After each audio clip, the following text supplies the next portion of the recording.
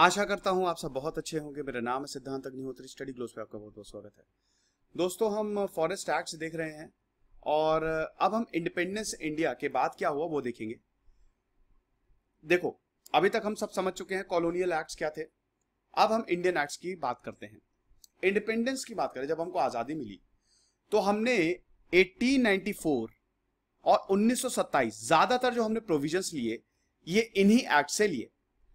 हमको अर्बनाइजेशन और industrial development करना था, डिफेंस की रिक्वायरमेंट्स थी दोस्तों, हमको बहुत सारी चीजों पे डेवलप करना था, ठीक है। और हमको भी फॉरेस्ट चाहिए था, जिसकी वजह से सबसे पहले हमने सेंट्रल बोर्ड ऑफ फॉरेस्ट्री 1950 में बनाया। ये स्टार्टिंग पॉइंट था। ये क्या करने वाली थी, ये सरकार की फॉरेस्ट को लेके वेरियस पॉलिसी बनाने वाली थी। ये सुप्रीम एडवाइजरी बॉडी बनी और जो ओल्ड फॉरेस्ट पॉलिसी उसको रिवाइज कैसे किया जाए। अब इसी के ही बेसिस पे 1952 का हमारा पहला नेशनल फॉरेस्ट पॉलिसी आया। नेशनल फॉरेस्ट पॉलिसी की बात करें, बहुत ज्यादा इंपॉर्टेंट, ये प्रियम्बल है हमारे नेशनल फॉरेस्ट पॉलिसी का। मतलब जो प्रियम्बल है जो हमारे नेशनल फॉरेस्ट पॉलिसी 1952 का, उसने 6 सुप्रीम नीड्स दिए। क्या क्या मैं आपको बता देता हूं फटाक से। सबसे पहले तो था, याद रखिएगा, मैं अभी नेशनल फॉरेस्ट पॉलिसी का प्रियम्बल बता रहा हूं, हमको 6 चीजें क्या करनी है, आप लिखते जाइए। फर्स्ट पॉइंट देखिए, बैलेंस्ड और कॉम्प्लीमेंट्री लैंड यूज। हमको अपने लैंड का यूज बहुत ही बैलेंस्ड और अच्छे तरीके से करना है। कॉलोनियल पॉलिसी से ये शिफ्ट था, जहां कॉलोनियल था ब्रिटेन को हमसे क्या लेना देना, उसको तो अपने से लेना देना है, लेकिन हम तो भारतीय हैं, आजादी के बाद हमको तो अपना देश चलाना है।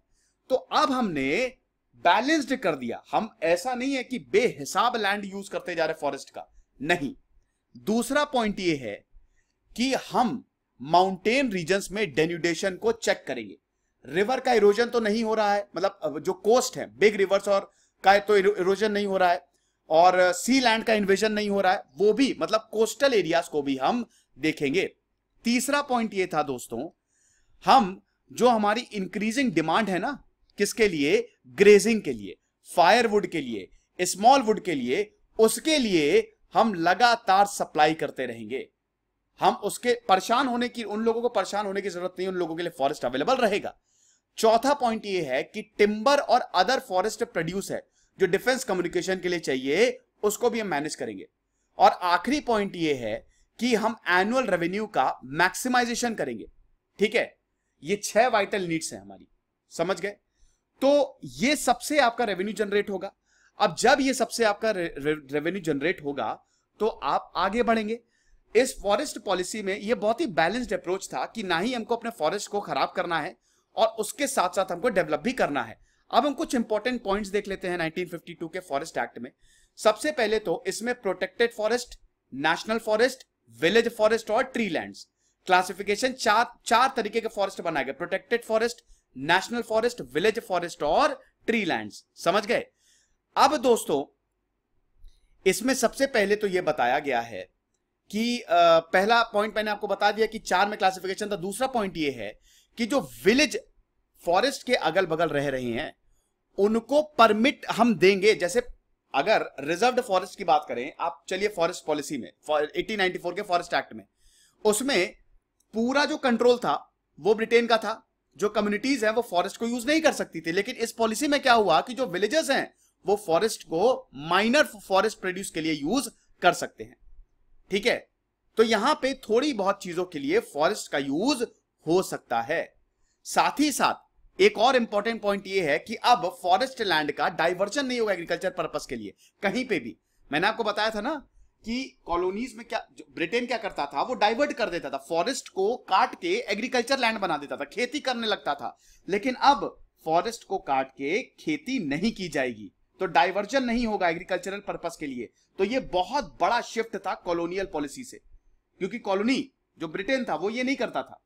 दूसरी चीज, हम राजस्थान में सैंड ड्यूज को कंट्रोल करेंगे, इरोजन को देखेंगे, ससेप्टेबल रीजन में जो डेन्यूडेशन है, सैंड होता क्या है कि अगर हमने फॉरेस्ट को प्रॉपर तरीके से यूज नहीं किया तो फॉरेस्ट भी रेगिस्तान बन सकता है ना। तो इसीलिए आपको सैंड ड्यूज को चेक करना है राजस्थान में।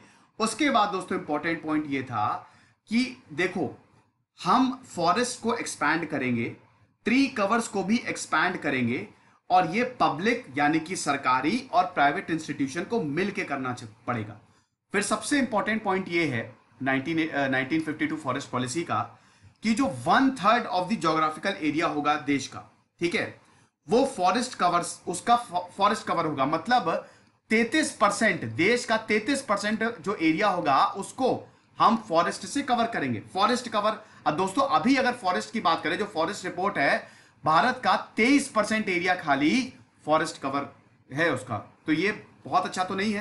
और जो एरिया डेन्यूडेशन और इरोजन जहां पे ज्यादा होता है, जैसे माउंटेनियस रीजन पे, वहां पे जो फॉरेस्ट कवर होगा वो कम से कम 60% होगा, ठीक है, और प्लेन्स का 20% फॉरेस्टेड एरिया होगा। ये बोला गया इस फॉरेस्ट पॉलिसी। फिर हमको रॉ मटेरियल्स भी चाहिए, लगातार डेवलप करने के लिए इंडस्ट्रीज के लिए रॉ मटेरियल्स भी चाहिए ना, उसका भी इंतजाम किया गया। Sustained supply of raw materials की भी इसमें बात कही गई। इंस्टीट्यूशंस और इंडस्ट्रीज इंकरेज, लेकिन एथिकल तरीके से, नॉन अनएथिकल तरीके से नहीं। प्राइवेट फॉरेस्ट जो है उनको भी कंट्रोल करना पड़ेगा। ग्रेजिंग को चेक और शिफ्टिंग कल्टीवेशन के लिए भी इसमें इस एक्ट में जो है वो यहां पे दिए गए। फिर प्रॉपर फॉरेस्ट लेजिस्लेशन स्टेट और यूनियन टेरिटरीज में होगा, ठीक है। Last and the most important कि अब हमको फौना को प्रिजर्व करना है, यानी कि जो हमारे जानवर है, फौना जो फौनल जो स्पीशीज है, जो जानवर जो एक्सटिंक्ट होने वाले हैं, जिनका शिकार बहुत ज्यादा होता है या जिनको बहुत यूज किया जाता है, जैसे लायन, वन हॉर्न राइनो, उसको हमको प्रोटेक्ट करना है। यह फॉरेस्ट पॉलिसी में बताया गया। अब आती है हमारी 1988 की फॉरेस्ट पॉलिसी, जो कि सबसे ज्यादा इंपॉर्टेंट है। 1952 की फॉरेस्ट पॉलिसी में जो शॉर्ट कमिंग्स थे, जो इनएडिक्वेसीज थी, उसको खत्म करने के लिए ये फॉरेस्ट पॉलिसी, और ये फाइनल है, इसके बाद कोई नहीं आई है, ये बेस्ट है। अब इसकी शुरुआत 1968 से ही हो गई थी। 4th लोकसभा में जो एस्टिमेट कमेटी थी, उसमें अपनी 76 रिपोर्ट में ये बताया है कि अब हमको नेशनल फॉरेस्ट पॉलिसी 1952, इसको अब हमको रिवाइव करना पड़ेगा और अब हमको एक्सपर्ट की सलाह लेनी पड़ेगी। नेशनल कमीशन ऑफ एग्रीकल्चर 1976, इसने दो इंपॉर्टेंट बात रखी है नेशनल फॉरेस्ट की बात करें, ठीक है। सबसे पहला तो इंडस्ट्रियल वुड हमको फॉरेस्ट बेस्ड इंडस्ट्रीज के लिए चाहिए, डिफेंस के लिए चाहिए और कम्युनिकेशन के लिए चाहिए।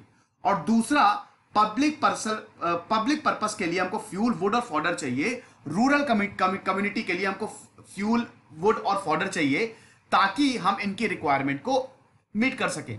समझ गए? तो पहली मांग क्या थी नेशनल कमीशन ऑफ एग्रीकल्चर की, कि हमको इंडस्ट्रियल वुड चाहिए, किसके लिए? जो इंडस्ट्रीज, डिफेंस, कम्युनिकेशन है, यानी कि देश को बढ़ाने के लिए। दूसरा, रूरल कम्युनिटी को,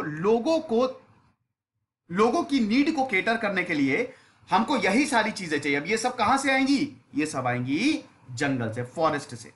फिर आपको प्रेजेंट और फ्यूचर डिमांड को भी मीट करना है। ये दो बहुत ज्यादा इंपॉर्टेंट है। लेकिन दोस्तों इसमें थोड़ा सा कमर्शियलाइजेशन ज्यादा था, तो इसमें कमीशन ने एक मिडिल पाथ अख्तियार किया। यहां पे इन्होंने अपनी स्ट्रैटेजी को चेंज किया। यहां पे मोर कंजर्वेशन ओरिएंटेड फॉरेस्ट्री बनाई गई कि अब हम जो है फॉरेस्ट को प्रोडक्शन तो करेंगे, बिल्कुल करेंगे, फॉरेस्ट प्रोड्यूस करेंगे, लेकिन हम साथ ही साथ फॉरेस्ट को कंजर्व भी करेंगे। फिर हमारे फ्यूचर प्रोग्राम्स कैसे रहेंगे? हम फॉरेस्ट का कवर बढ़ाएंगे, हम वहां पे फॉरेस्ट लगाएंगे जहां पे higher returns per unit area हो, ठीक है। इसके लिए mixed quality of forest, mixed forest, ये सब लगाएंगे। लोगों की डिमांड को हम मीट करेंगे। जो विलेज और ट्राइबल्स है, जो फॉरेस्ट में रहते हैं, उनकी फॉरेस्ट से डिमांड पूरी होती है, तो फॉरेस्ट को सेव करने के लिए उनको, उनकी डिमांड को हम आगे रखेंगे। उसके बाद अगला डेवलपमेंट आया 1980 में फॉरेस्ट कंजर्वेशन एक्ट से, ठीक है। फॉरेस्ट कंजर्वेशन एक्ट 1980 का थोड़ा सा डिपार्चर था, ठीक है। यहां पे कंजर्वेशन पे ज्यादा फोकस किया गया और पहली बार फॉरेस्ट को कंजर्व करने की, प्रॉपर तरीके से कंजर्व करने की, स्टेट गवर्नमेंट की पावर को थोड़ा सा लिमिट करने की, थोड़ा सा स्टेट गवर्नमेंट को, क्योंकि फॉरेस्ट ज्यादातर जो कंट्रोल था वो पूरा स्टेट गवर्नमेंट के पास था। अब इनकी पावर को फॉरेस्ट के लिए थोड़ा सा हम लिमिट करेंगे, समझ रहे हैं? तो ये जो फॉरेस्ट कंजर्वेशन एक्ट था 1980, इसमें ये क्योंकि कंजर्वेशन से है तो पूरा कंजर्वेशन पे ही बेस्ड था ये। फिर 1982 में फॉरेस्ट मिनिस्टर की मीटिंग हुई, वहां पे दो थीम्स के बारे में बात की गई। सबसे पहले तो हमको अपने एनवायरनमेंट को कंजर्व करना है और जो इकोलॉजी है उसको प्रिजर्व करना है, वाइल्ड लाइफ को प्रिजर्व करना, वरना बहुत बड़ी प्रॉब्लम हो जाएगी। अब दोस्तों इसी का ही कंक्लूजन था 1988 की हमारी फॉरेस्ट पॉलिसी। 1987 में एक और चीज हुई थी, मैं आपको बता देता हूं। प्राइम मिनिस्टर और चीफ मिनिस्टर सब साथ में मिले और ये डिसाइड किया गया कि अब फॉरेस्ट लैंड को हम खाली प्रिजर्व करेंगे, स्टेट इनकम जनरेशन के लिए नहीं यूज करेंगे, सॉइल और वाटर सिस्टम के प्रिजर्वेशन के लिए फॉरेस्ट लैंड को यूज किया जाएगा। दूसरी चीज ये बोली गई, हाँ, जो मार्केट और इंडस्ट्री की जो रिक्वायरमेंट्स है वो हम फॉरेस्ट से ले सकते हैं। और तीसरी और इंपॉर्टेंट चीज, जो स्मॉल एंड मार्जिनल फार्मर्स हैं उनको जो डिग्रेडेड लैंड्स हैं, जो बंजर जमीनें हैं, वहां पे इंकरेज किया जाएगा कि आप फार्मिंग कीजिए, ये बताया गया। और इसके बाद फाइनली 1988 की पॉलिसी आती है जिसमें यह बोला गया, ये पूरा शिफ्ट था। और 1988 की जो फॉरेस्ट पॉलिसी थी, हमने इससे पहले जो पॉलिसी अपनाई थी, अब हमने कंजर्वेशनिस्ट अप्रोच जो है वो अख्तियार कर लिया था। इसमें यह बताया गया है कि 1988 की पॉलिसी में हम अपने एनवायरमेंट को स्टेबल रखेंगे। कैसे? इकोलॉजिकल बैलेंस और प्रिजर्वेशन से। हम अपने एनवायरमेंट को खराब नहीं होने देंगे। दूसरा पॉइंट यह है, नेचुरल हेरिटेज को हम प्रिजर्व रखेंगे। कैसे? नेचुरल फॉरेस्ट को प्रिजर्व करके। हमारे पास बहुत सारे रिसोर्सेज है, जेनेटिक रिसोर्सेज है, लेकिन उसको हमको प्रोटेक्ट करना है। तीसरा पॉइंट, जो basic need of the people है, जैसे फ्यूल वुड हो गया, फॉडर हो गया, स्मॉल टिम्बर हो गया, वो रूरल और ट्राइबल पीपल के लिए वो फॉरेस्ट से ले सकते हैं। यानी कि हम फॉरेस्ट को अगर यूज भी कर रहे हैं तो वो हम लोगों के लिए यूज करेंगे। और आखिरी, फॉरेस्ट और ट्राइबल के बीच में इंट्रिंसिक रिलेशनशिप होगी। तो हम पूरी तरीके से कंजर्वेटिव अप्रोच पे शिफ्ट कर गए। ये लेक्चर था, आई होप आपको पसंद आया होगा। खुश रहिए, पढ़ते रहिए। दिस इज सिद्धांत अग्निहोत्री साइनिंग ऑफ।